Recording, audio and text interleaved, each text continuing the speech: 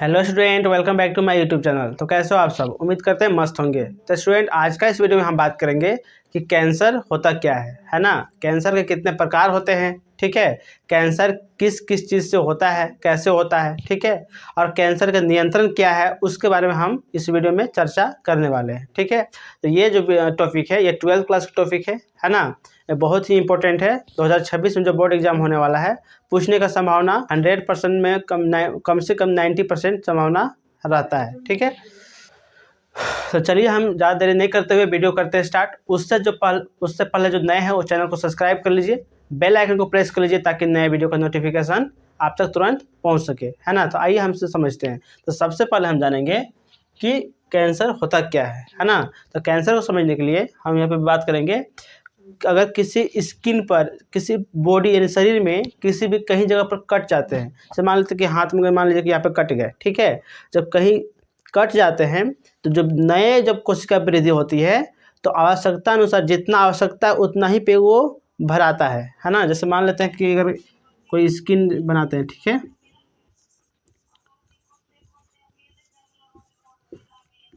ऐसे मान लीजिए ये स्किन है ना। अगर हम कहीं कहीं इस जगह मान लीजिए इतना कट गया, ठीक है, तो इसमें जो नए कोशिका जो बनता है ना, तो उतना ही बनता है जितना इसमें आवश्यकता हो, है ना। कितना आवश्यकता है? इतना आवश्यकता है, ठीक है। इतना कट गया था तो कितना आवश्यकता हुआ? इतना ही ना आवश्यकता हुआ। लेकिन होता क्या है कभी कभी कि आवश्यकता से ज़्यादा हो जाता है, तो इसे बोलते हैं अबोध, है ना, ट्यूमर। जिसे बोलते हैं कि ट्यूमर हो गया है, ठीक है। जैसे मान लीजिए कि अगर हम यहाँ पे कट गए तो उतना ही भराता है ना। जितना हम कटे हैं उतना ही भराता है, लेकिन किसी कारणवश जो होता है क्या है, उसको जो है अनियमित होकर वो ज़्यादा, मतलब जितना कोशिका भराना चाहिए उतना से अधिक हो जाता है, तो इसको बोलते हैं ट्यूमर, है ना। आइए हम इसको समझते हैं।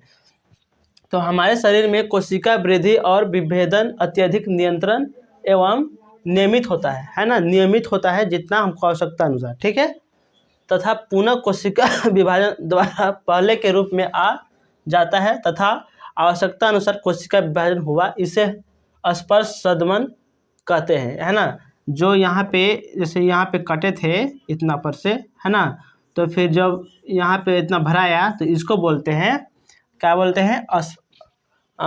इसको बोलते हैं स्पर्श सदमन। क्या बोलते हैं? स्पर्श सदमन, यानी कंटेंट इनहिबिशन, ठीक है। जबकि कुछ कारणवश जो है कोशिका का विभाजन लगातार होते रहता है ना। किसी कारणवश जो है ये जो कोशिका का जो यहाँ पे विभाजन हो रहा था, वृद्धि हो रहा था, वो लगातार होते रहता है ना। जिसके कारण जो है कोशिका का भंडार खड़ा हो जाता है जिसे अबुर्ध कहते हैं। अबुर्ध यानी ट्यूमर कहते हैं, ठीक है। आगे समझ में। यहाँ पे आगे बात करते हैं ट्यूमर के प्रकार, है ना। ट्यूमर कितने प्रकार के होते हैं? तो ट्यूमर का प्रकार जो है ये 2 प्रकार का होता है। पहला है सुदम, है ना, दूसरा दुर्दम, ठीक है, मेलिगेंट, ठीक। तो सबसे पहले हम बात करेंगे कि सुदम अबुर्ध होता क्या है ना। तो सुदम अबुर्ध होता है क्या कि जहाँ पे ट्यूमर हो गया है ना, जिस अंग पर, जिस बॉडी पर ट्यूमर हुआ है, तो सुदम अबुर्ध होता क्या है कि उसी जगह पर वो प्रभावित करता है ना। यानी जहाँ पे ट्यूमर हुआ है उसी जगह पर वो प्रभावी होता है, ज़्यादा ये फैलता नहीं है, ठीक है। लेकिन दुर्दम अबुर्ध होता क्या है कि जहाँ पे ट्यूमर हुआ है ना, वहाँ तो प्रभाव डालता ही है, लेकिन ब्लड के माध्यम से जो है ये पूरे शरीर पर फैल जाता है ना। और ये बहुत ही घातक है, प्रभावशील है, ठीक है। यही हमने लिखा है यहाँ पे।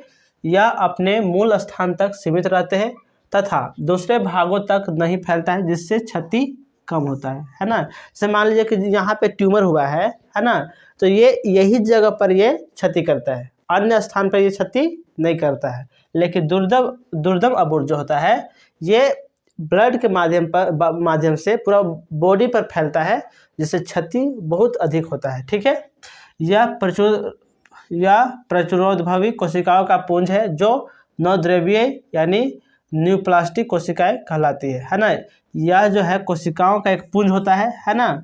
यानी जहाँ पे ट्यूमर हो गया है वहाँ पे कोशिका विभाजन होते होते, वृद्धि करते करते एक बड़ा सा जब बन जाता है ना, उसको बोलते हैं नवद्रव्यीय कोशिका यानी न्यूप्लास्टिक, ठीक है। ये बहुत तेज़ी से बढ़ती है एवं अपने आसपास ऊतकों पर हमला कर क्षति पहुंचाती है ना। ये बहुत अधिक मतलब ग्रो करता है और अपने आसपास जो ऊतक है उसको क्षति पहुंचाता है और उसका जो पोषण है वो ग्रहण करके वृद्धि करता है ना। ऊतकों पर हमला कर क्षति पहुंचाती है एवं पोषकों को छीन कर वर्धित होती है यानी वृद्धि करती है ना।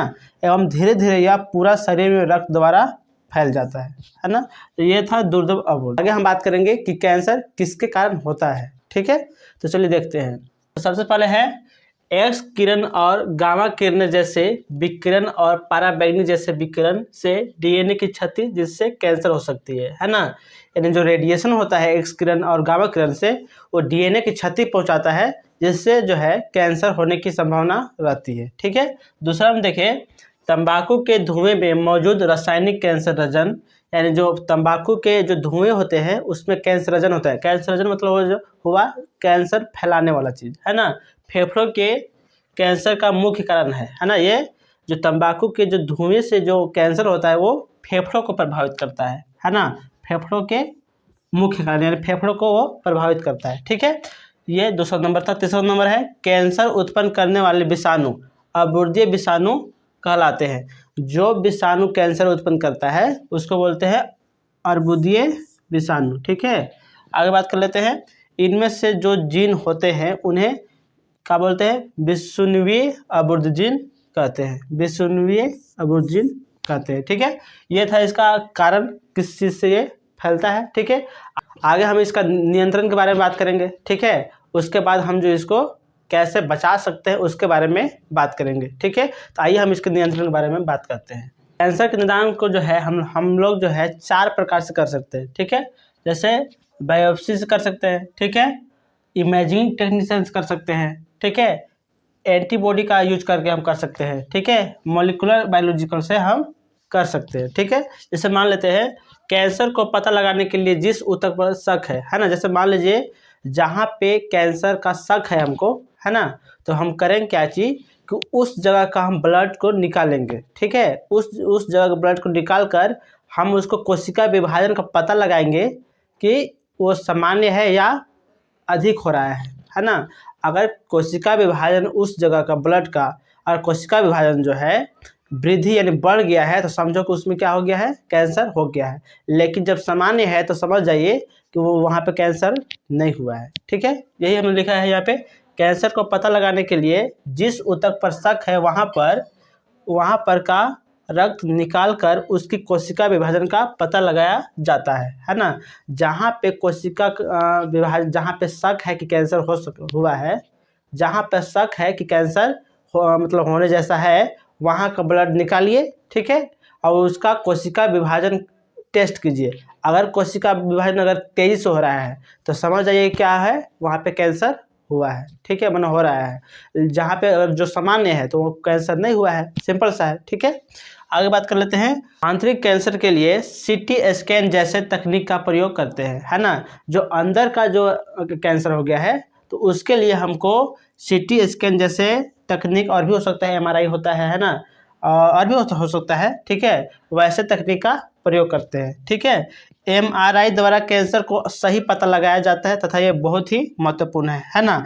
एमआरआई जो है ये सटीक बताता है, ठीक है, ये बहुत ही महत्वपूर्ण है। यानी एमआरआई द्वारा सही सटीक पता कर सकते हैं कैंसर के, है ना। आगे हम बात कर लेते हैं इसका निदान, यानी इसको हम कैसे बच सकते हैं, कैंसर से कैसे हम बचेंगे, ठीक है। तो आइए आप समझते हैं। आगे हम बात कर लेते हैं कैंसर का क्या क्या उपचार होते हैं, है ना, कैसे नियंत्रण करेंगे, ठीक है। तो सबसे पहले जो है कैंसर के उपचार के लिए आमतौर पर शल्य क्रिया, है ना, विकिरण चिकित्सा और प्रतिरक्षा चिकित्सा का सहारा लिया जाता है ना। यानी कैंसर के उपचार के लिए शल्य क्रिया, है ना, विकिरण चिकित्सा और प्रतिरक्षा चिकित्सा का सहारा लेंगे, ठीक है। जैसे पहला है विकिरण चिकित्सा में ट्यूमर कोशिका को काट कर अलग किया जाता है ना। अगर कहीं पे ट्यूमर हुआ है ना, तो वहाँ पे जो ट्यूमर को काट के अलग कर दीजिए, है ना, या उसको ऑपरेशन बोलते हैं, ट्यूमर का ऑपरेशन कर दीजिए तो ठीक हो जाएगा, ठीक है। आगे बात करते हैं। कैंसर कोशिका को मारने के लिए अनेक औषधि का काम में लाते हैं, है ना। यानी कैंसर कोशिका को अगर हमको मारना है तो औषधि लेंगे, यानी दवाई लेंगे, मेडिसिन लेंगे, ठीक है, और औषधि काम में लाते हैं, ठीक है। अब जब हम मेडिसिन लेते हैं तो उससे जो है कुछ दुष्प्रभाव भी आता है ना। तो सबसे जैसे मान लेते हैं बाल झड़ना, अरक्ता, सिकल सेल एनीमिया, ऐसे कई बीमारी होते हैं मेडिसिन लेने से, ठीक है। ये था कैंसर का पूरा निचोड़, है ना। उम्मीद करते हैं कि आपको वीडियो से कुछ ना कुछ सीखने को मिला होगा, ठीक है। अगर कुछ मिला है तो लाइक कीजिए, है ना, कमेंट कीजिए और दोस्तों तक शेयर कीजिए ताकि ऐसे कंटेंट उन लोगों के पास मिल सके, ठीक है। तब तक के लिए धन्यवाद। जय हिंद, जय भारत।